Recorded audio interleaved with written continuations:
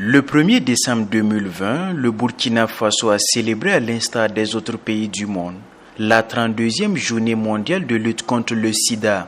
Cette année, c'est la ville de Boulssa, dans la région du Centre-Nord, qui a abrité la cérémonie officielle. Une occasion pour les acteurs concernés de faire le bilan de la lutte et de trouver des perspectives pour éradiquer la maladie du sida d'ici 2030.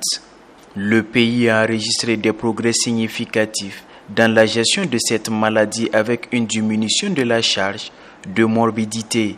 Selon les statistiques, moins d'1% de la population burkinabé vit avec le VIH-Sida, mais l'on constate un relâchement dans les mesures préventives, surtout au niveau des sites d'orpaillage. Le budget national a connu une augmentation en ce qui concerne le financement du VIH-Sida. Nous avons en moyenne 5,5 milliards par an. Cette année, nous sommes passés pratiquement à 7 milliards, malgré les difficultés que je viens de signaler. Alors, la rareté des partenaires techniques et financiers se justifie du fait que les enjeux sont devenus nombreux, mais ces rarités n'ont pas fait que les partenaires se sont débrouillés de leurs engagements. Nous avons le partenaire multilatéral qui est le Fonds mondial qui continue d'apporter de façon substantielle donc un financement dans le cadre de la lutte contre le VIH-Sida. En raison, en moyenne, nous tournons autour de 20-25 milliards de francs CFA comme financement global par an pour la lutte contre le VIH-Sida. Autre difficulté, le manque de financement des structures associatives de lutte contre le sida.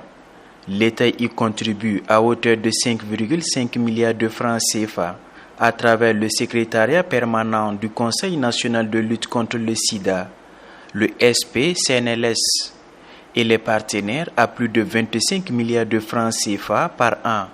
Le SP-CNLS a alloué 74,68% du montant de sa subvention à l'achat des produits de santé.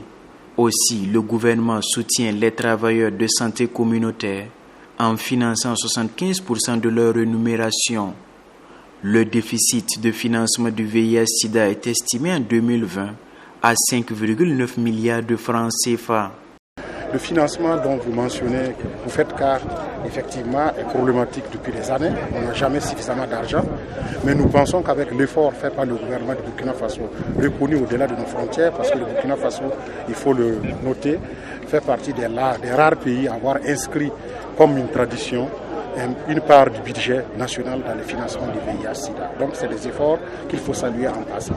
Est-ce que cet argent suffit? Je disais oui et non. Oui, pourquoi? Parce que je pense qu'au regard de ce qui a été déjà fait, de 7% à 0,7%, nous pensons que les ressources qui ont été mises à la disposition ont été utilisées de façon conséquente et suffisante. Mais des efforts restent à faire. Non, pourquoi? Parce que, comme nous le disons, nous sommes dans une situation où nous ne sommes pas que dans une épidémie généralisée. Il faut aller chercher les cas là où elles sont pour pouvoir éteindre les foyers afin que la maladie ne se propage.